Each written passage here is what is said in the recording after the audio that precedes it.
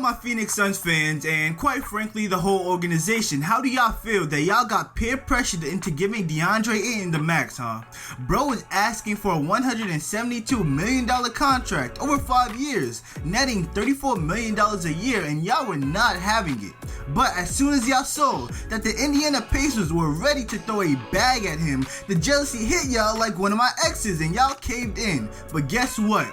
Now it is championship or bust. But before we get into that, welcome back to another video with your boy NBAADDICTTV, where we provide the latest NBA content on the tube. Before we get started, make sure to hit that like button, subscribe, turn on post notifications. Now let's get straight to the video. So let's talk about it. Ayton is getting paid $33 million a year now, right? CP3 is getting paid $28 million a year with his old ass. Mikal Bridges is getting paid $20 million a year. And Devin Booker, bruh, he's gonna be making $33 million next year and $62 by 2027. Not only would this put the Suns $15 million into the luxury tax, also after next season they will not be able to offer Cam Johnson the money that he's gonna want. But keep in mind, as soon as the Phoenix Suns matched that offer sheet, they solidified the fact that DeAndre Ayton will be on the Suns until at least January 15th. So you know what that means. The Phoenix Suns are officially in win now mode. There is no looking back, because I know for damn sure Robert Sarver doesn't want to pay all that money for a team getting bounced out in the second round. But if we're being honest, bro probably got bigger problems to worry about.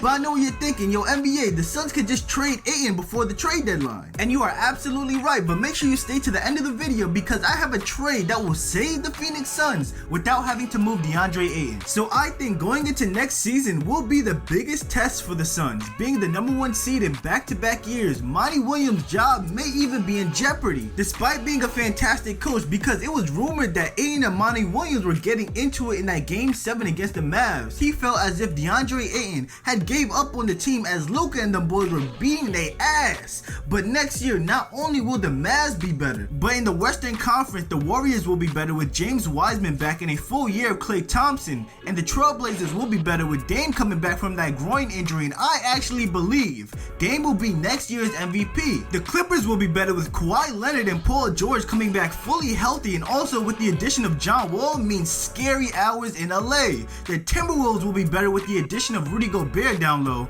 The Grizzlies will be better with another year of development under their belt, and that boy Kenny Lofton Jr., that boy is a dog. How the fuck did he go undrafted? The Nuggets will be better with MPJ and Jamal Murray coming back next year to help out Joker, and the Pelicans will be better with the healthy Zion back on the team, and they threw that $193 million extension at him, so best believe he coming back motivated. Yes, the Eastern Conference had a good run last year, but next season the Western Conference is back, and this is bad news for the Suns next season. Chris Paul is 37 years old and just averaged the lowest points per game of his career. Although he is still a top tier playmaker, over the last 2 years he has suffered injuries in the postseason that has severely impacted his play. Oh, and did I mention Chris Paul is making about $30 million a year until 2025? Now let's get to the trade. A lot of people think that the Suns should move on from DeAndre Ayton, but say Ayton has a down first couple of months, who's gonna trade for a trash player getting paid $30 million a year for the next 4 years? What if Ayton gets injured?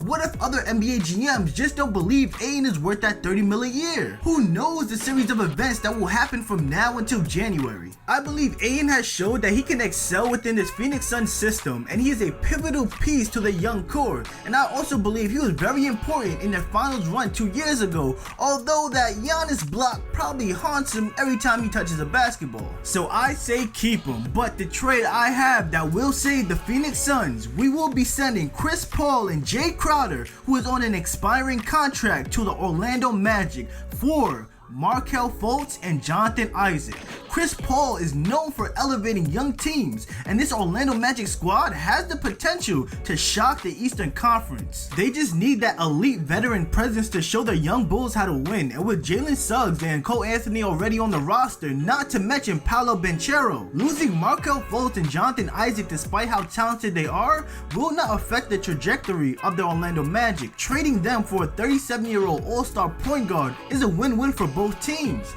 Both Markelle Fultz and Isaac can add a lot of value to the Suns, and this will give Devin Booker the opportunity to once again be the main ball handler. And with this, we would see the same transition we saw when James Harden started to play point guard back when he was on the Rockets. I believe this move was inevitable, and the sooner this happens, the better the Suns will be off. I do think the Suns will be a top 5 seed next year, but getting to the finals again will be extremely tough. Shit, in fact, making it past the first round is gonna be a dogfight. But with that being said, guys, let me know what you think of the Phoenix Suns and what their future looks like. Make sure to leave a like, subscribe, comment down below, turn on post notifications, and I'll see you on next video.